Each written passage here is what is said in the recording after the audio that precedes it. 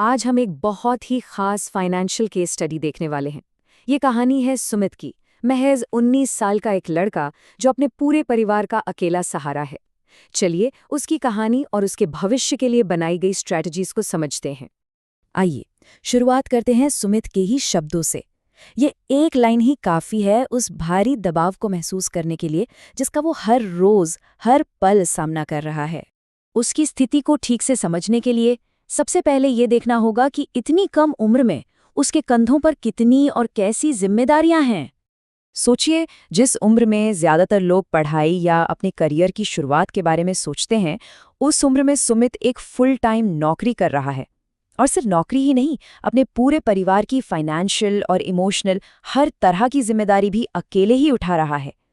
अब बात करते हैं उन आंकड़ों की जो इमोशनल बोझ से ज्यादा शायद उसे परेशान कर रहे हैं। वो फाइनेंशियल जाल जिसमें वो फंसा हुआ महसूस करता है, वो असल में है कैसा? चलिए देखते हैं। ये है सुमित की कुल महीने की कमाई। दिन के 11 घंटे हफ्ते के 7 दिन काम करने के बाद उसे मिलते हैं 18,000 रुपए। और जब हम उसके खर्चों का हिसाब लगाते हैं तो तस्वीर और भी साफ हो जाती है। घर चलाने में लगते हैं 9,000, लोन की ईएमआई जाती है 8,300, कुल मिलाकर खर्च हुआ 17,300। मतलब हाथ में बचते हैं सिर्फ 700 रुपए। इसे ऐसे देखिए, आधी कमाई यानी 50% चली जाती है घर के खर्चों में और लगभग उतनी ही 46% लोन चुकाने में। मतलब इनकम का 96% तो बस इन दो चीजों में ही खत्म हो जाता है। आगे बढ़ने की कोई गुंजाइश ही नहीं है। और इसका नतीजा ये कि ना कोई सेविंग्स है, ना ही कोई इमरजेंसी फंड।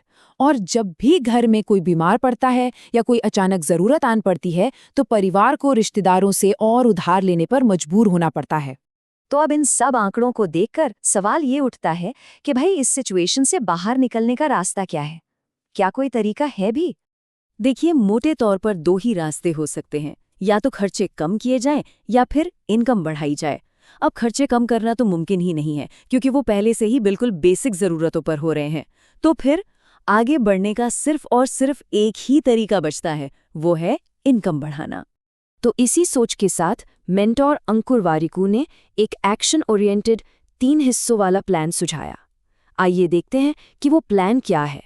ये प्लान एक सफर की तरह है। इसकी शुरुआत होती है नौकरी में कुछ जरूरी बदलाव करने से, फिर नए मौकों की तलाश और आखिर में इनकम के नए सोर्स बनाने तक। पहला कदम, एक बेहतर नौकरी खोजना। और यहाँ बेहतर का मतलब सिर्फ ज्यादा पैसे से नहीं है। लक्ष्य एक ऐसी रिमोट जॉब ढूंढना है जहाँ काम के घंटे कम हों। अगर तनख्वाह उतनी ही यानी 18,000 भी मिले, लेकिन हफ्ते में 1 या 2 दिन की छुट्टी मिल जाए तो वो भी एक बड़ी जीत है। क्योंकि असली लक्ष्य है समय बचाना, वही समय जिसका इस्तेमाल कुछ नया सीखने या फ्रीलांसिंग करने में किया जा सकता है। दूसरा कदम है अपने आसपास के माहौल से बाहर निकलकर सोचना। सुमित के गांव से सबसे पास का बड़ा शहर है वाराणसी, 100 किलोमीटर दूर। और बड़े शहर का मतलब है ज्यादा मौके, टूरिज्म, रिटेल, डिलीवरी, कई तरह के काम मिल सकते हैं। अकेले डिलीवरी जॉब से ही इनकम 25,000 महीने तक जा सकती है। और इसमें जो सबसे बड़ी रुकावट थी यानी बाइक, उसे दूर करने के लिए अंकुर वारिकू ने खुद बाइक देने की पेशकश की। और तीसरा और आखिरी कदम है एक साइड इनकम बनाना। सुमित को कंटेंट क्रिएशन में दिलचस्पी है, तो सलाह ये है कि इंस्टाग्राम की जगह यूट्यूब पर फोकस किया जाए। ऐसा फेसलेस कंटेंट बनाया जाए जैसे कोट्स वाले वीडियो। अब यूट्यूब ही क्यों? क्योंकि वहाँ मोनेटाइजेशन प्रोग्राम के जरिए अच्छी कमाई की जा सकती है। यानी एक शौक को लंबे समय के लिए एक इनकम सोर्स में बदला जा सकता है। तो एक साफ सुथरा प्लान सामने है, और जब प्लान क्लियर हो तो फंसे होने की भावना उम्मीद में बदल जाती है। और यही भरोसा मेंटोर ने दिलाया।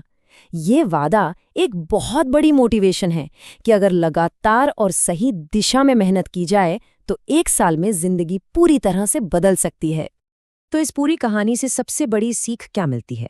सीख ये है कि मुश्किल हालात में सिर्फ किसी तरह गुजारा करने पर नहीं, बल्कि अपनी कमाने की क्षमता, अपनी अर्निंग कैपेसिटी बढ़ाने पर ध्यान देना चाहिए। सोच को डिफेंसिव से ऑफेंसिव मोड में लाना जरूरी है। ये कहानी हमें एक बहुत ही अहम सवाल के साथ छोड़ जाती है कि जब हालात बहुत ज्यादा मुश्किल हो और कोई रास्ता ना सूझ रहा हो, तो आगे बढ़ने के लिए वो पहला कदम वो कहाँ से मिलता है? शायद उसका जवाब है एक साफ सोच और उस सोच पर आधारित एक छोटे से एक्शन लेने लायक कदम में।